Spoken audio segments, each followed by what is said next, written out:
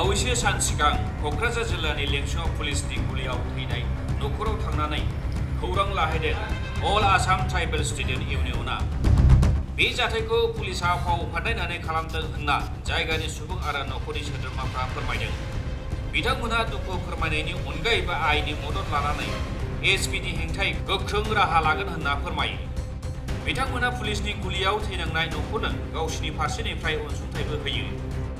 दुलाराय आसाम जनजाति फरायसा आफादा खौरां लानायाव जायगानि रायजोफोरा गोजोननाय फोरमायो आरो সেই ঘটনাটো অত্যন্ত দুৰ্ভাগ্যজনক ঘটনা। ইয়াত গাঁওবাসীৰ মতে সেইটো সম্পূৰ্ণ এটা ফেক এনকাউণ্টাৰ বুলি তেওঁলোকে দাবী কৰিছে। গতিকে আমি অল আসাম ট্ৰাইবেল ষ্টুডেণ্টছ ইউনিয়নৰ ফালৰ পৰা BTC চৰকাৰ লগতে অসম চৰকাৰলৈ দাবী জনাইছোঁ যে এটা উচ্চ পৰ্যায়ৰ এটা তদন্ত হ'ব লাগে আৰু CBI ইনকুৱাৰীৰ কাৰণে আমি দাবী জনাইছোঁ। লগতে যেহেতু তেওঁৰ 15 দিনীয়া এটা সন্তান আছে, কিছু এটা জন্ম হৈছে, তো সেই সন্তানটোৰ দায়িত্ব কোনে ল'ব এতিয়া? গতিকে সেই সন্তানটোৰ দায়িত্ব ল'বৰ কাৰণে আমি অসম চৰকাৰক দাবী জনাইছোঁ।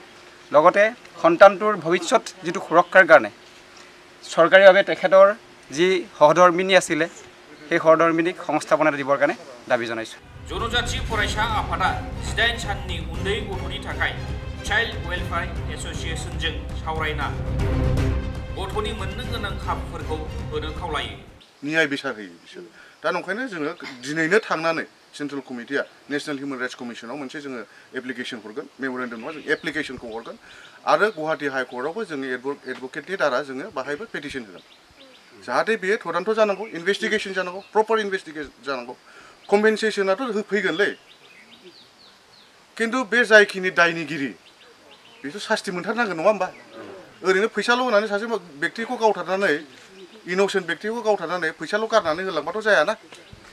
न्याय नांगौना जोंनो, जास्टिस नांगोन नङा होमबा?